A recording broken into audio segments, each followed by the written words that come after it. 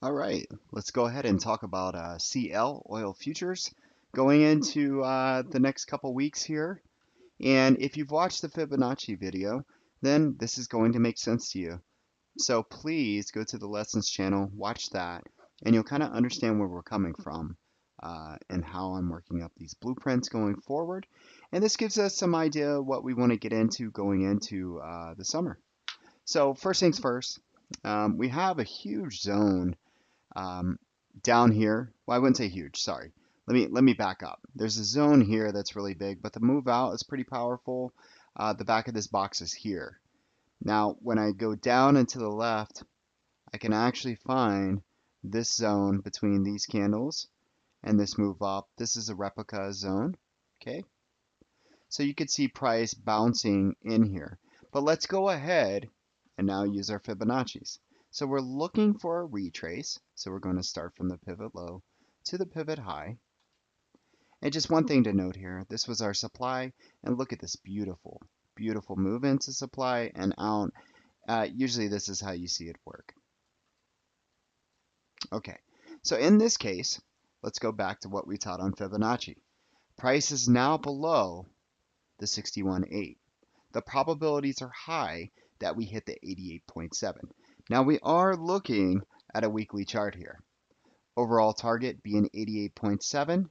However, because we are on a higher time frame, we want to basically give this a little bit of time to see if this is a true breakdown or not. Okay, so what we do want to measure and what we can measure is between the 76.4 and the 61.8. What we find is that price can bounce somewhere 23.6 to 38.2 between the 61.8 and the 76.4. So what we're going to do is measure from the 76.4 to the 61.8. As you will see, price is literally bouncing at the 38.2 of this 61.8 and 76.4. It may sound a little complicated because I'm saying a lot of numbers, but it really is pretty easy. So, nice little bounce here. Let's see if this can hold. If this can hold, then we are definitely in for a nice move up.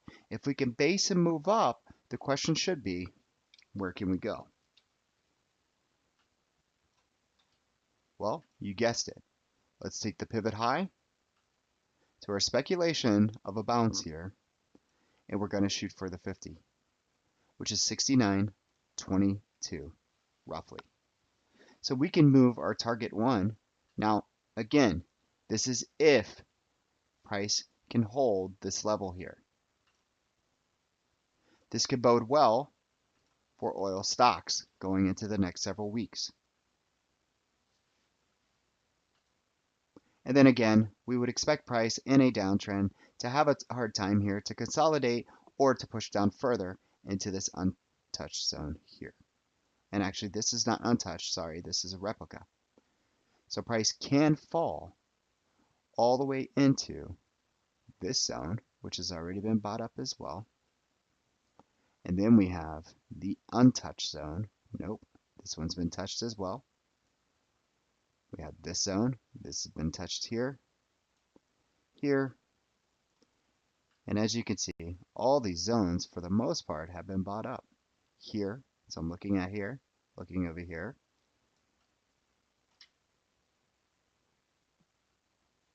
And trying to see if I can find something. I can't. So you know what? You'd have to go to a smaller time frame. But for now, let's just concentrate on what we're looking at. So again, if we could base here and move up, we'd expect to move into these Fibonacci's, but over the long period of time, a test of the T1 at the 50 at 69.25. If price decides that it wants to fall, let's go ahead and remeasure on the retrace. A retrace, we start from the pivot low to the pivot high, and again, would expect a false bounce here at the 76.4, but you could see that's still a good $1.30 or 20 below. So we're going to use our T1 to here. And I love the way the 88.7 is lining up directly with our zone below. So the probability of 88.7 hitting is really good at this moment. But let's just wait. So there you go. There's your CL outlook for the week. I hope this helps. And if you have any questions, please let me know.